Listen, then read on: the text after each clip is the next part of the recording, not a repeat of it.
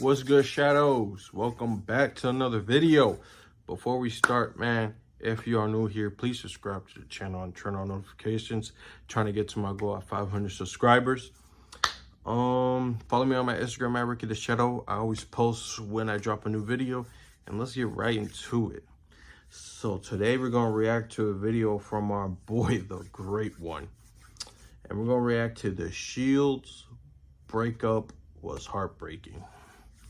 And it was, what's crazy? It was so heartbreaking that my sisters, who barely liked wrestling, right, were almost crying when they saw that happen. It was crazy. But yeah, man, we're going to get right into it, and let's see what our boy got to say. No, no, no. No, God! Roman Reigns, Seth Rollins, Dean Ambrose, The Shield. Many would say the greatest faction in WWE history. Group so successful that every single member became a world champion in WWE. And today, I'll talk about one of the most heartbreaking moments in WWE. Seth Rollins turning his back on The Shield that led to its breakup. Only later for Roman to go like, nah, he's a good dude. Then later act like he never forgave him. But anyway, why am I trying to find logic in wrestling? There was literally a zombie apocalypse in WWE. Story so deep that even now, a decade later, it's a big part of WWE storytelling. Everyone remembers when that chair was getting closer to Roman's back and some fans started screaming. I hear you, brother. I feel you. So let's go down the memory lane and talk about The Shield. But before that, you know what to do. You gotta smash that like button, brother. You just gotta you gotta annihilate it. You gotta smash the like button, you gotta subscribe. I gotta finish my story. 500,000 subscribers. All these men don't really need an introduction. Now Roman Reigns is the face of the company, longest reigning WWE champion of this generation, who also apparently has like 69 cousins. No, seriously, WWE, is every Samoan related? Seth Rollins is also a major player in the WWE. That's what I'm saying, like, the fuck? A multi-time world champion who occasionally dresses like a vagina. Then there's Dean Ambrose, who also had a lot of success in WWE and now in AEW. He's doing shit like getting spaghetti up his head or something along those lines. He just wants to do extreme shit. And in WWE, he couldn't. Remember, kids? WWE put smiles on people's faces. What matters is that Dean Ambrose is probably a lot more happy. Excuse me!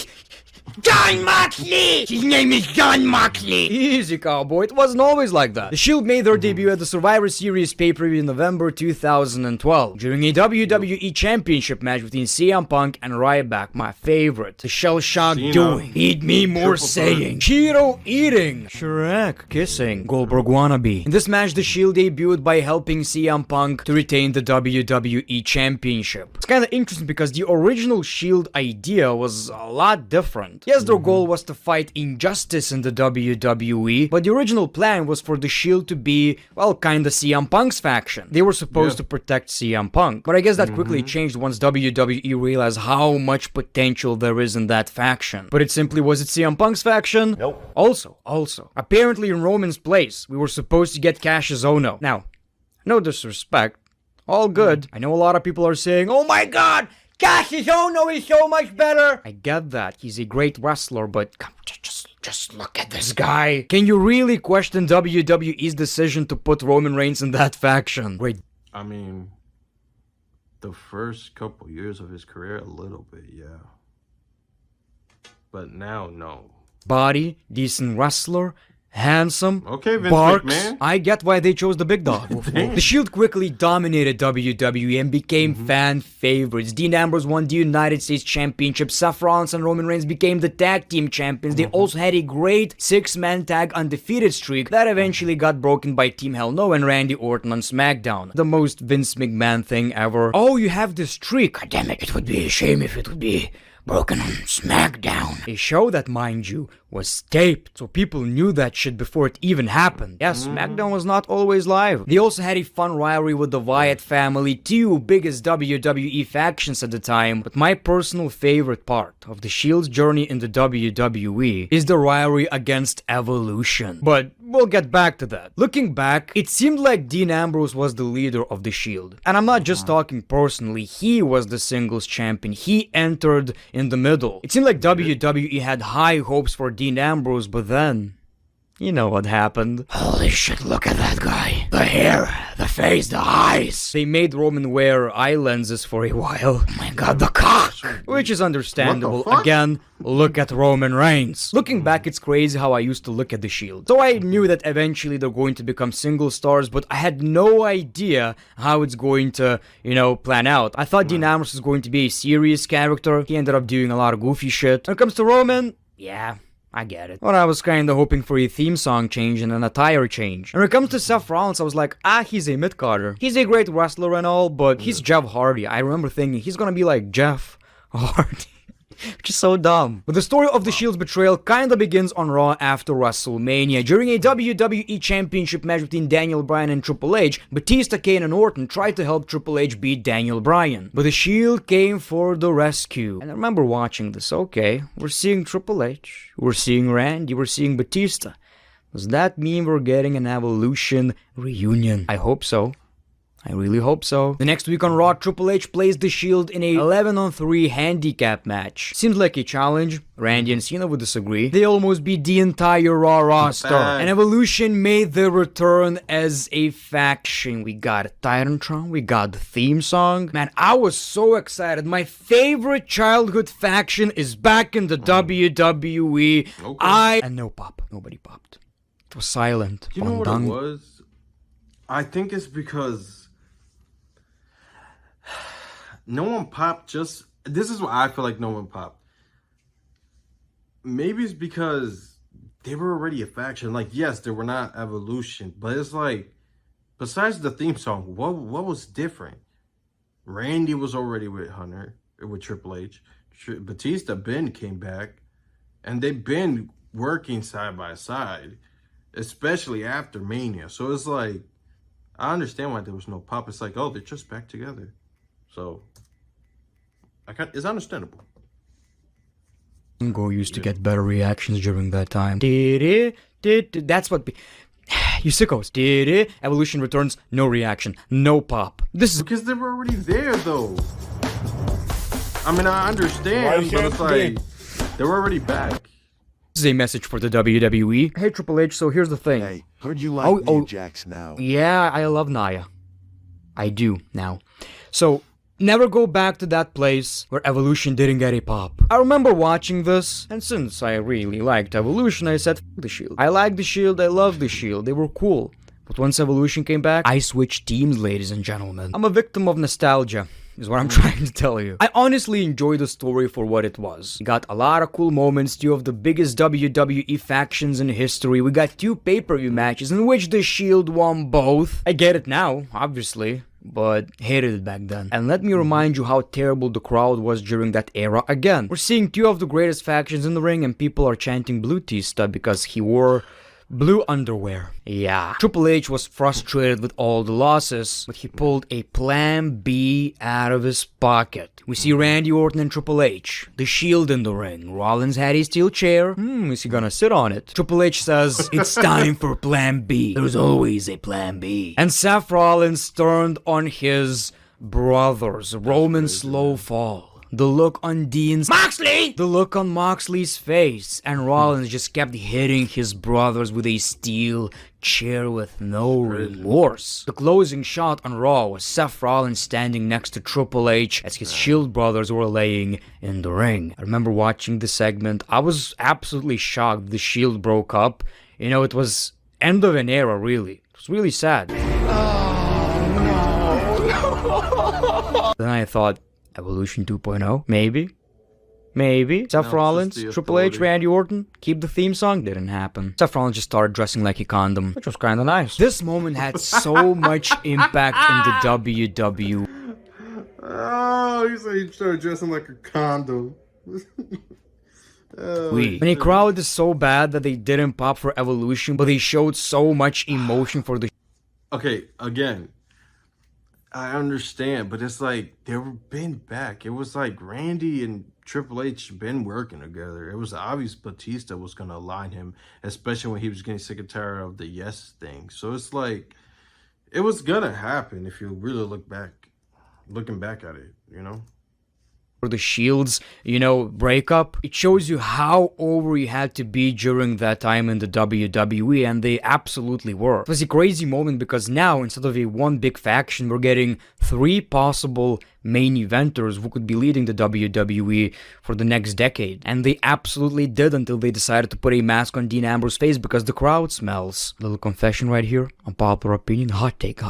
Burning take. Sure, it was cringy, but it wasn't that bad. It was so fun watching the character changes, what Seth Rollins is going to do next, what Roman Reigns is going to do next, what Dean Ambrose is going to do next. Seth Rollins completely reinvented himself and became the architect, claiming that he built the Shield. Mind you, weeks before the betrayal, we saw some cracks in the Shield. It wasn't out of nowhere, but we just didn't want to accept that. He claimed he carried the Shield on his back. Dean Ambrose became a crazy guy who took care of plants and shit. Yeah, Ambrose had his ups and downs. When it comes to Roman, he peaked when he turned heel. Let's be honest right here. I will never understand WWE's decision to give new characters to Dean Ambrose and Seth Rollins and keep Roman the way he was. Same theme song, same attire. Roman, it's over. Move on. You're the strongest guy on the roster. Do you really need a West? As great, as significant as this breakup was, WWE are kinda known for ruining things. So, we did get a Shield reunion in 2017. It wasn't really for the sake of a story, it was WWE's attempt to get Roman Reigns over. How do I know that? He always entered in the middle, he acted like the leader, he was the champion. They entered with not the Shield's version of the theme song, they entered with Roman's version of that theme song. Shield's music goes like and Roman's theme song goes let's move on. And I get that, it's wrestling, it's weekly television. I understand once everybody's a babyface, now they get along. But it takes away from the moment. I wish this reunion never happened. I wish the Shield reunion could happen like a year from now. Right? When it actually makes sense and all the wounds are healed. This was kinda unnecessary in my opinion. It's way too early. But let's ignore that we did get a reunion, right? This is such a big moment that Seth Rollins still keeps with Roman Reigns. It's still a big part of WWE storytelling. At the Royal Rumble, Seth Rollins sometimes I'm kind of over it too, if I'm gonna be completely honest. Like, I like the story, but it's like, I'm over it sometimes, too. It's like, we get it. Yes, we get it. But it's like, if you're going to do something with the story, okay. But it's like, chill with it, But I get it. Literally entered with the Shield's theme song and attire to get into Roman's head, and it absolutely worked. This story is so important that the longest reigning WWE Championship title reign of this generation ended because of what happened with the Shield. At WrestleMania, during a WWE Championship match, Roman Reigns had the opportunity to either hit Cody Rhodes or Seth Rollins in the back, either retain the championship. I really didn't like that part, and the reason why is because it's like, dude, you did it at the Royal Rumble. Remember, like a year prior to it. Like, I remember, I think it was the year prior, yeah. He went against Seth. It's like, you legit got disqualified and you hit him over and over. Wasn't that enough? It's like, really? So then when they did that, it's like, I get it. Good storytelling, but it's like, you already told it. Like, what the fuck? You know what I mean? So it's like...